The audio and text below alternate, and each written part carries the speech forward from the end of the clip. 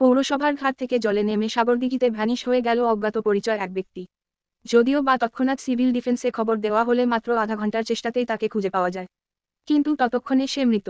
রবিবার চাঞ্চল্যকর ঘটনাটি ঘটেছে কোচবিহার সাগরদিঘিতে। প্রত্যক্ষদর্শীদের কথায় এক ব্যক্তি নেশাগ্রস্ত অবস্থায় পৌরসভার সংলগ্ন ঘাট থেকে জলে নামে। তার কাছে একটি টর্চ ছিল। কিছু দূর যাওয়ার পরেই জলের মধ্যে সে ভ্যানিশ হয়ে যায়। সিভিল ডিফেন্স ভলেন্টিয়ার অপু দে জানান, ঘটনা ঘটার আধ ঘন্টার মধ্যেই জলে নেমে খোঁজ শুরু করা হয়।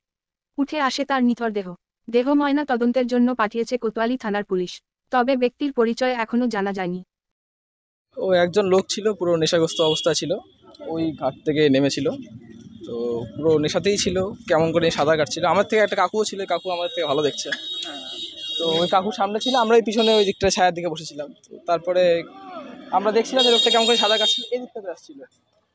ওই তারপরে আমরা ওদিকে গেলাম, ওই কাকু দেখছে যে লোকটা ঠিকঠাকভাবে সাঁতার কাটতে পারছে না। তো আমরা তারপরে একটু ওদিকে গেলাম, কাকু দেখি সঙ্গে সঙ্গে এখানে আসছিল।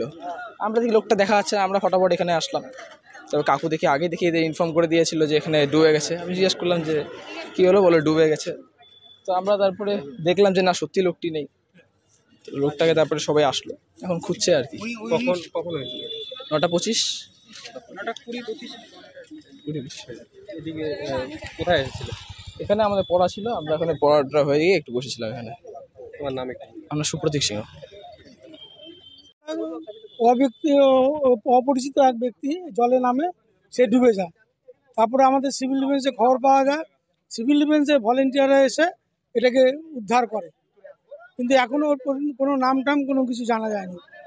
পুলিশ আসছে, পুলিশকে আমরা করে দিছি। এটা আধ ঘন্টার মধ্যে আমরা রিকভারি করতে পারছি। আমার নাম হচ্ছে অপু দে, আমি সিভিল ডিফেন্সের ভলেন্টিয়ার। কি হয়েছিল ঘটনা একটু বলতে? আমরা এখানে টিউশন পড়ে টিউশন শেষ হয়ে গেছিলো।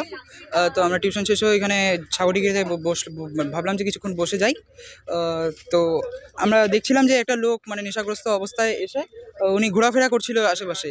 তারপর কিছুক্ষণ হলো তোমার একদম নিচে বসে মানে পা গোটালো, গামছা পরা ছিল, আর ওনার গেঞ্জিটা খুলে মাথায় বাঁধার পরে ওনার হাতে একটা টর্চ ছিল, টর্চটাকে গলার মধ্যে আমাকে নিলে ওইখান থেকে ওনার যাওয়ার কথা ছিল সোজা, কিন্তু উনি টেরা করে এসে এখানে এসে ভ্যানিশ হয়ে গেল। কোথা থেকে নেমেছিল? উনি ওই ঘাট থেকে নেমেছিল। মানে পৌরসভার ঘাটের? হ্যাঁ, ওই ঘাট থেকে নেমেছিল। ঠিক আছে, তোমার নামটা একটু? শিবম ঘোষ। ঠিক আছে।